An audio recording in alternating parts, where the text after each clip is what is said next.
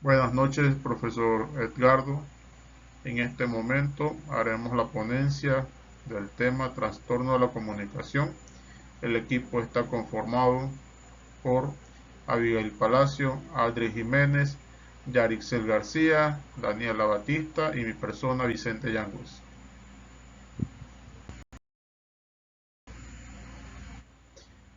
Iniciaremos con la conceptualización de trastornos de la comunicación según el DMS5.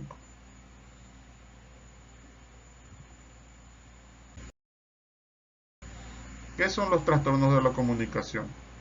Son trastornos del discurso y del lenguaje que se refieren a problemas en la comunicación y áreas relacionadas, como la función motora oral. Los retrasos y trastornos pueden ir desde la sustitución de sonidos simples a la incapacidad de comprender o utilizar su lengua materna.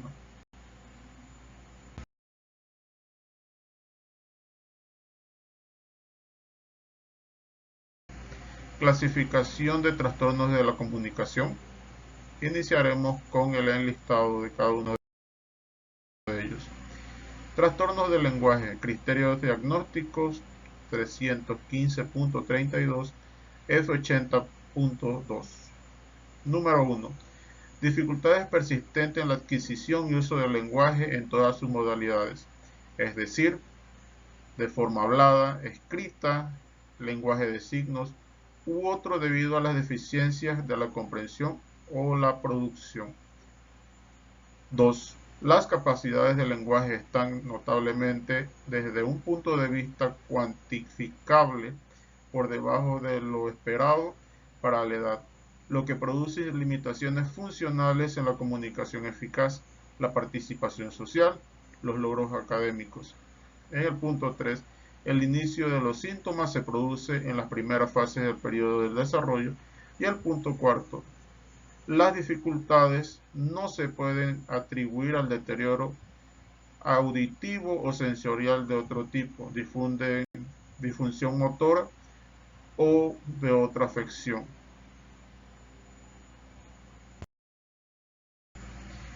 En cuanto a las características diagnósticas, tenemos las características diagnósticas centrales del trastorno del lenguaje son las dificultades para la adquisición y el uso del lenguaje debido a deficiencias de la comprensión o la producción de vocabulario, las estructuras gramaticales y el discurso.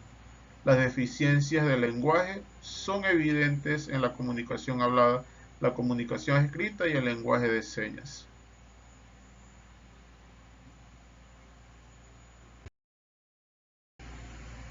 En cuanto a los trastornos fonológicos, tenemos criterios diagnósticos en el 315.39, F80.0. Tenemos el primer punto, dificultad persistente en la producción fonológica que interfiere con la inteligibilidad del habla o impide la comunicación verbal de mensajes. En el punto B, la alteración causa limitaciones en la comunicación eficaz que interfiere con la participación social, los logros académicos o el desempeño laboral de forma individual o en cualquier combinación. En el punto C, el inicio de los síntomas se produce en las primeras fases del periodo de desarrollo. Y finalmente, en el punto de las dificultades no se pueden atribuir a afecciones congénitas o adquiridas, como parálisis cerebral, paladar hendido, traumatismos u otras afecciones neurológicas. Muchísimas gracias. Continúa con el desarrollo del tema la compañera Daniela Batista. Características diagnósticas de los trastornos fonológicos. El primero es que los niños con dificultades para la producción fonológica pueden presentar problemas de diferentes grados en el conocimiento fonológico de los sonidos hablados o en la habilidad para coordinar los movimientos del habla. El segundo es que el trastorno fonológico se diagnostica cuando la producción de los sonidos del habla no es la que se esperaría de un niño para su edad y etapa de desarrollo, y cuando las deficiencias no son el resultado de una alteración física, estructural, neurológica o auditiva.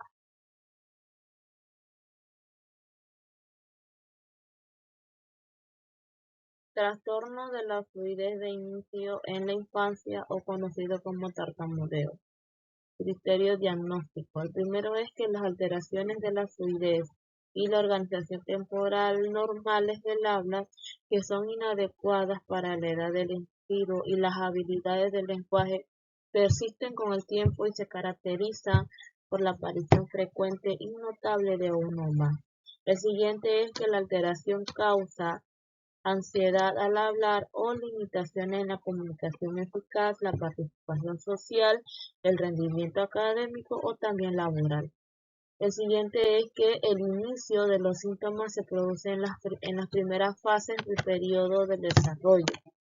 Y el último, pero no menos importante, es que la alteración no se puede atribuir a un déficit motor o sensitivo del habla, o también no se le puede atribuir a una afección médica como por ejemplo un traumatismo o un tumor.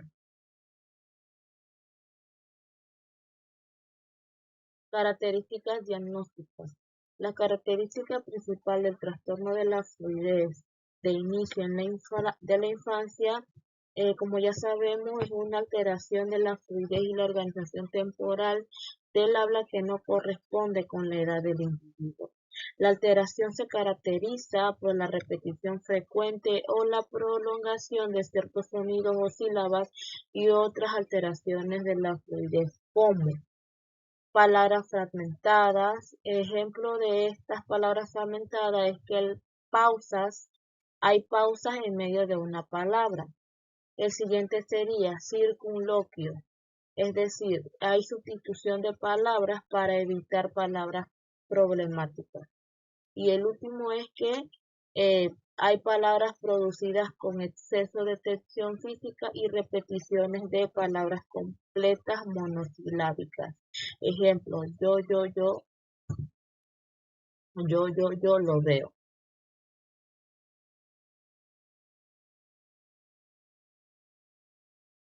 Otra clasificación de los trastornos de la comunicación está el trastorno de la comunicación social pragmático.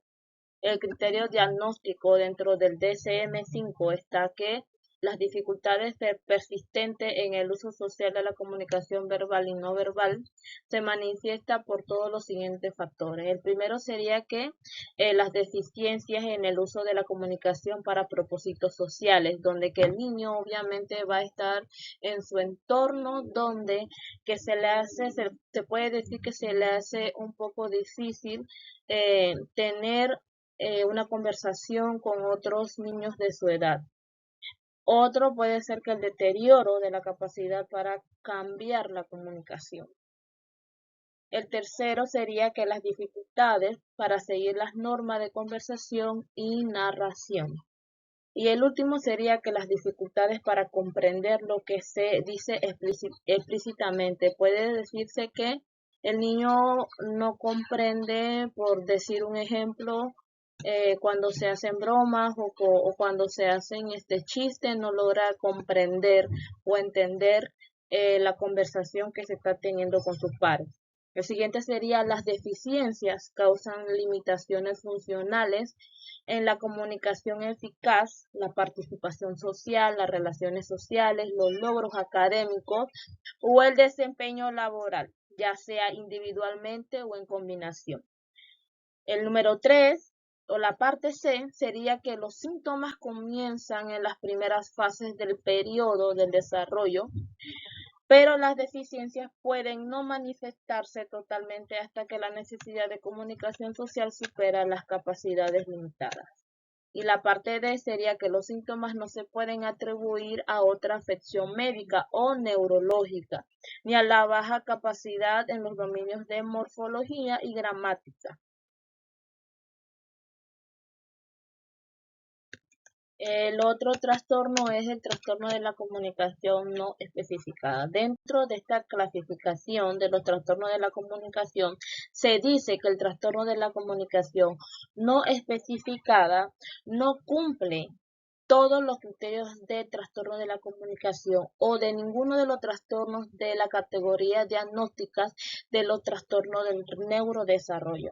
Y es decir, que el médico opta por no especificar el motivo del cumplimiento de los criterios de trastorno de la comunicación o de un trastorno del neurodesarrollo específico. Básicamente esto es lo que quiere decir un trastorno de la comunicación no especificado. El siguiente es que cuáles son las causas de los trastornos de la comunicación. Los trastornos de la comunicación pueden ser de desarrollo adquirido. Uno es que hay problemas biológicos, ya sea que el cerebro internamente tenga algunos problemas por lo cual el niño tenga algún trastorno de la comunicación. El segundo es que exposición a toxina. Esta parte es cuando la mamá está en periodo de gestación y que se expone al ambiente donde que hay eh, toxinas que pueden afectar al feto y una de las posibles toxinas es el plomo. El siguiente es el factor genético. Esto ya sería que si el padre o la madre tienen o tuvieron algún trastorno de la comunicación en su infancia, puede ser que el niño o la niña pueda desarrollar esto en su niñez. En esta diapositiva hablaremos sobre lo que es el riesgo que sufre un niño con trastorno de la comunicación. Si hay antecedentes de los siguientes aspectos que podemos mencionar. Tenemos lo que es la dependencia de respiración, la disfunción de enfermedades neurológicas a través de una lesión cerebral, la difusión oral motora, que es muy importante a la hora de obtener un lenguaje. La molocución dental es un aspecto que tenemos que tener bastante en cuenta, ya que inciden desde un punto en el que los niños, por su forma dental, es muy difícil poder pronunciar ciertas palabras. La influsión velafaringea, que es una parte bastante elemental.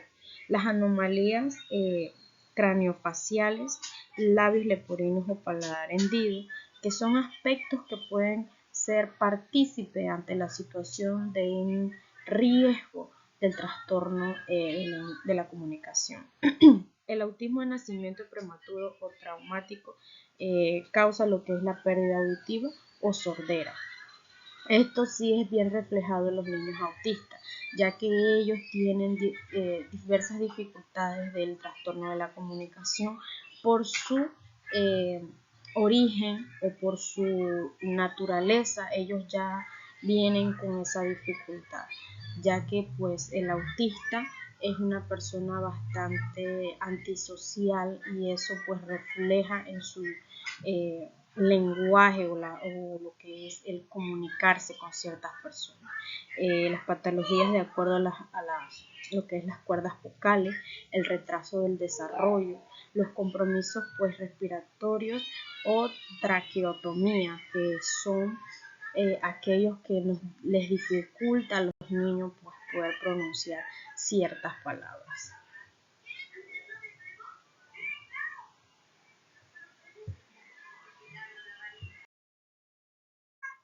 En la siguiente diapositiva tenemos lo que es los síntomas de los trastornos de la comunicación. Sabemos y conocemos hoy que el trastorno de la comunicación generaliza ciertas divisiones en las que pues vamos a mencionar. La primera tenemos lo que es el trastorno del lenguaje. Cada trastorno posee un síntoma diferente, cada trastorno tiene sus síntomas según el DSM-5, en el que podemos mencionar el trastorno del lenguaje como la dificultad para adquirir y usar la lengua hablada, escrita y gestual. Tenemos también el tener problemas en el vocabulario, la estructura de la oración y el discurso. Tenemos lo que es la dificultad para seguir instrucciones u organizar pensamientos. En esta área se le dificulta bastante a los niños el poder conectar una idea con la otra. Tenemos lo que es dependencia de frases cortas y sencillas. Se puede observar mucho este síntoma en los niños con un trastorno de comunicación, ya que se les dificulta el poder tener una oración tanto sencilla como corta. El uso del orden de palabras extrañas e incorrectas, como uso del tiempo erróneo, verbal, lo que se le dificulta bastante a la hora de poder instalar una conversación, el colocar las palabras correctamente, el tiempo en que les va a decir, sea pasado, presente o futuro, les cuesta colocar ese tiempo en cada palabra para poder utilizarla de una mejor manera.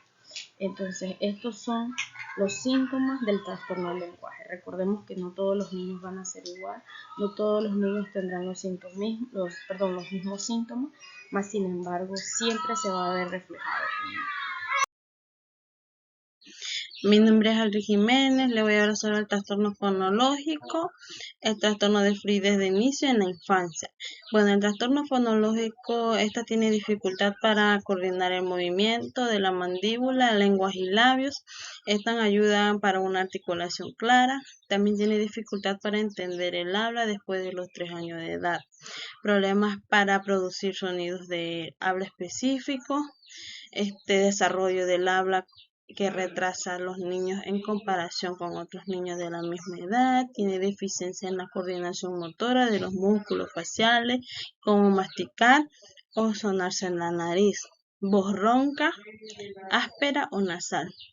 En el trastorno de fluidez de inicio en la infancia, esta cuenta con la dificultad de comenzar una palabra, frase o oración, prolongación de una palabra o sonido dentro de una palabra, repetición del sonido, sílabas o palabras, silencio breve para ciertas sílabas o palabras o pausas dentro de una palabra, como separación de palabras. Está el uso de palabras adicionales como en caso de dificultad para continuar con la siguiente palabra. También tiene tensión excesiva, rigidez o movimientos de la cara o la parte superior del cuerpo para pronunciar una palabra. Y ansiedad por hablar. ¿Cómo se diagnostican los trastornos de comunicación?